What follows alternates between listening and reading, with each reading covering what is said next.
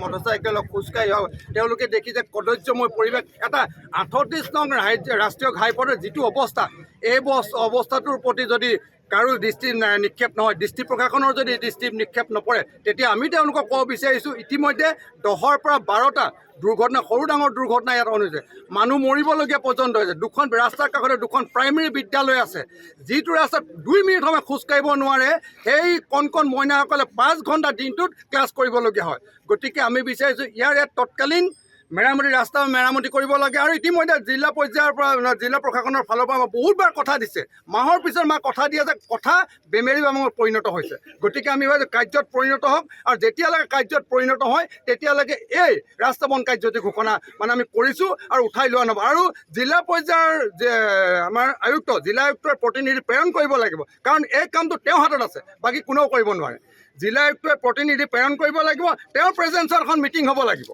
আৰু NSIDSৰ মানুহ কৰ্তৃপক্ষ আমাক দৰকাৰ, কাৰণ তেওঁলোকৰ গভীৰতিৰ কাৰণে এক্সিডেণ্টবোৰ সময় পাইছে, তেওঁলোকৰ গভীৰতিৰ কাৰণে এই ৰাস্তাটো খান্দি পেলাই ভাল ৰাস্তাটো খান্দি পেলোৱা হৈছে। গতিকে যেতিয়ালৈকে NSIDSৰ মানুহ ইয়াত নাহে তেতিয়ালৈকে আমি এই ৰাস্তা বন্ধ কাৰ্যসূচী আমি উঠাই নলওঁ।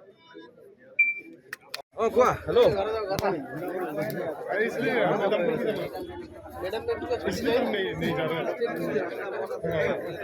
है बोलेगा इसलिए हम नहीं गए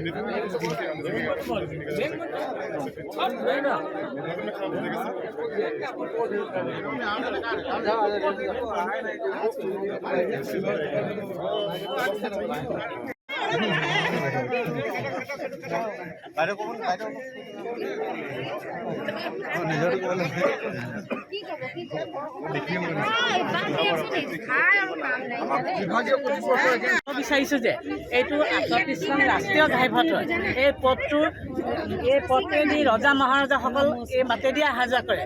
সকলোৱে দেখিছে আজিলৈকে ইয়াত এটা এক্সিডেণ্ট হৈছে, ইয়াত মানুহ মৰিছে, কিন্তু যেতিয়া এজন মানুহ মৰে তেতিয়া কি হয়, সকলো দৌৰি আহে ড্ৰাইভাৰটোক মাৰিবৰ কাৰণে, যে এনেকুৱা হ'ল তেনেকুৱা হ'ল, ড্ৰাইভাৰে মাৰিলে, তেওঁ মদ খাই চলালে। কিন্তু দেখিছেনে আপোনালোকে ৰাস্তাটোৰ অৱস্থা? এই ৰাস্তাটোত যদি ষ্টুডেণ্ট লৈ যায় নহয় অটো এনেকৈ তেৰা হৈ যায়। আজিলৈকে ইয়াত বহুত ধৰণৰ অঘটন ঘটিছে।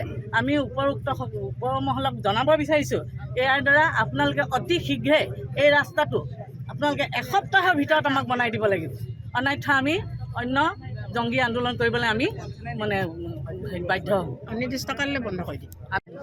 যদি আজি আপোনালোকে ডিচি চাহক ৰিপ্ৰেজেণ্টেটিভ আহিব লাগে, কাৰণ গোটেই বিষয়টো তেওঁৰ আণ্ডাৰত আছে, তেওঁৰ লগত আছে। আৰু লগে লগে আমাক এটা কথা SDC আৰু সদৰ SDO জনালে, কামটো যদি কৰিব পাৰে অকল DC চাই কৰিব পাৰে আৰু কোনো নোৱাৰে।